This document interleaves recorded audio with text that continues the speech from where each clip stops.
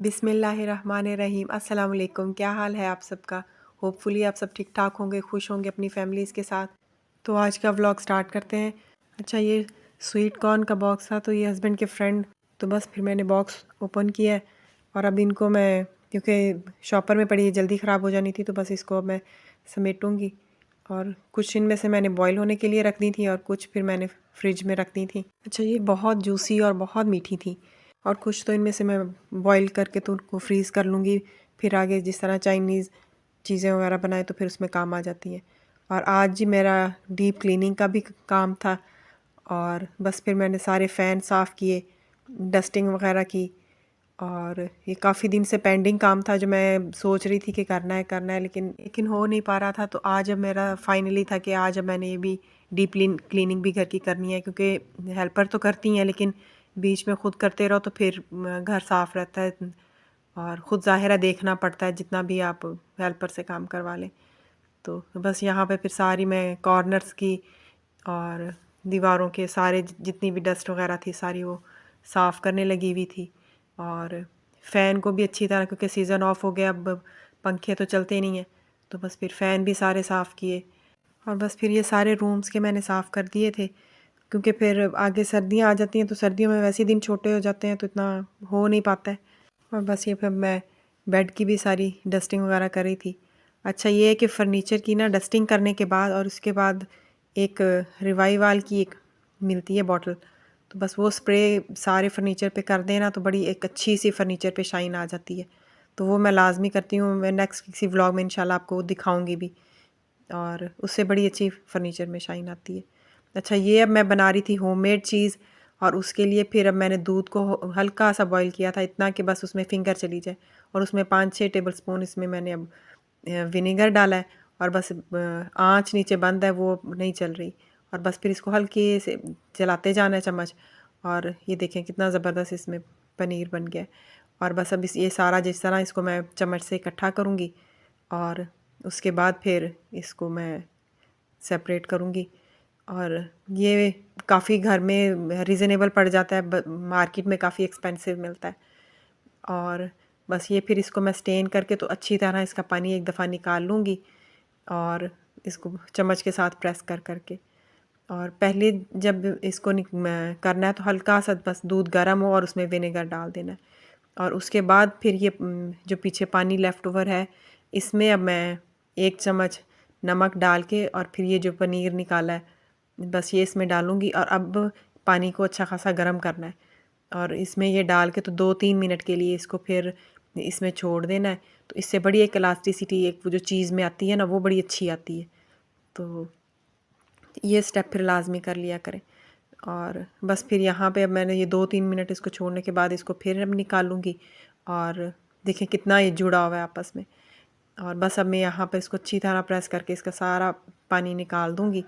और इसके बाद फिर अगला स्टेप ये है कि इसको इस तरह हाथों से पकड़ के ना, तो इस तरह थोड़ा-सा करने से, खींचने से ना, तो इसकी और इलास्टिसिटी बढ़ती है। और उसके बाद फिर इसको ठंडे यख़ पानी में ना 2-3 मिनट डालने के बाद और फिर अच्छी तरह इसको निचोड़ लें। अब इसको मैं रैप कर दूँगी और रैप करने के बाद इसको मैं फ्रीज़र में रखूँगी। और फ्रीज़र में रखने से ये होता है कि ये इसको टाइम मिल जाता है, ये अच्छी सेट हो जाती है और ये इतनी ज़बरदस्त बनती है ना कि आप मार्केट से लेना ही भूल जाएँगे। अच्छा, ये 2 केजी मिल्क था और जितना मिल्क अच्छा होता है ना, उतनी ये चीज़ ज़्यादा बनती है। दूध में अगर पानी ज़्यादा मिक्स हो तो फिर ये कम बनती है, और अगर अच्छा दूध है तो फिर ज़्यादा बनती है। ये दूध पे डिपेंड करता है कि दूध की क्वालिटी कितनी अच्छी है।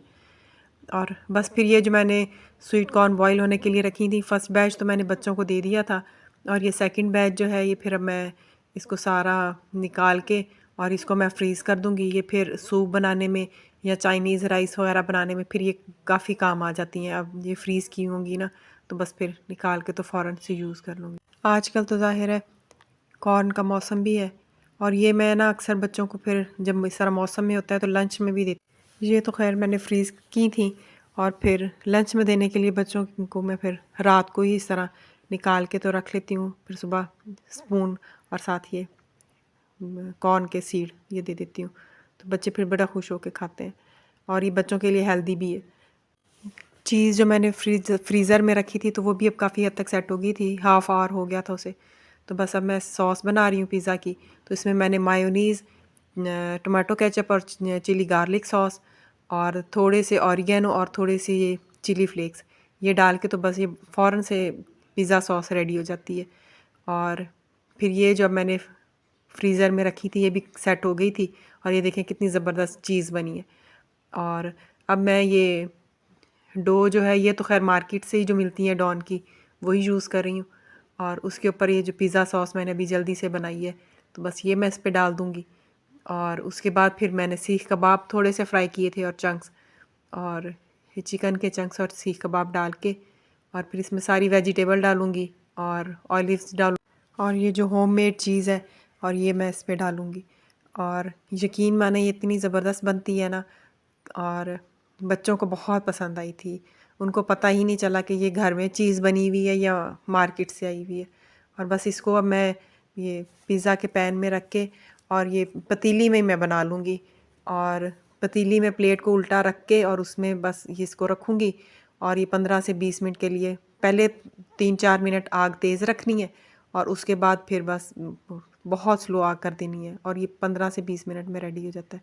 और ये देखें कितना ज़बरदस्त बना है और बच्चों को बहुत पसंद आया था। और बस फिर अब मैंने अपनी कबर्ड भी सेट करनी थी क्योंकि आज मैं ज़ाहिर है क्लीनिंग भी कर रही थी सारी घर की।